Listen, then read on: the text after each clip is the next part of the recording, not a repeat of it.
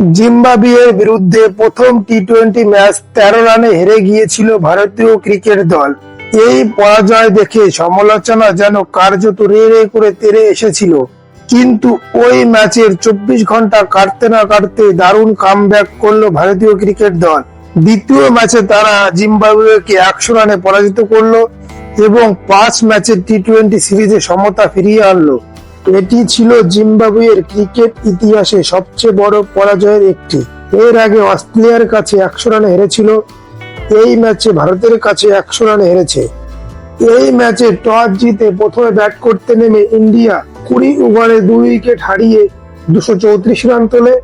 অভিষেক শর্মা তার প্রথম ম্যাচটি স্মরণীয় করতে না পারলেও এই ম্যাচে অভিষেক শর্মা মাত্র 46 বলে 100 রান করে। তার ইনিংসে 7টি 4 এবং 8টি 6 মেরেছিল। তার স্ট্রাইক রেট ছিল 212। অভিষেক শর্মার 43 বলে 82 রান ছিল। তারপর পরপর 3টি 6 মেরে 17 রান পূর্ণ করে এবং পরবর্তী বলে 6 মারতে গিয়ে আউট হয়ে যায়। এটি ছিল ভারতের টি-20 ক্রিকেটের তৃতীয় দ্রুততম শতরান। ভারতের দ্রুত শতরানের তালিকায় 1 নম্বরে আছে রোহিত শর্মা এবং 2 নম্বরে আছে সূর্যকুমার যাদব। এই ম্যাচে ঋতুরাজ গায়কোয়াড় 47 বলে 77 রান করে 11টি 4 এবং 1টি 6 দ্বারা।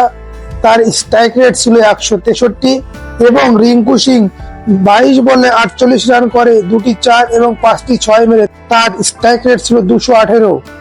এই ম্যাচে পাওয়ার প্লেতে ভারতের রান ছিল 1 উইকেট হারিয়ে 36 এবং প্রথম 10 ওভারে রান ছিল মাত্র 70। কিন্তু পরবর্তী 10 ওভারে ভারতীয় টিম 160 রান করে এবং 234 রানে বিশাল স্কোর গড়ে তোলে।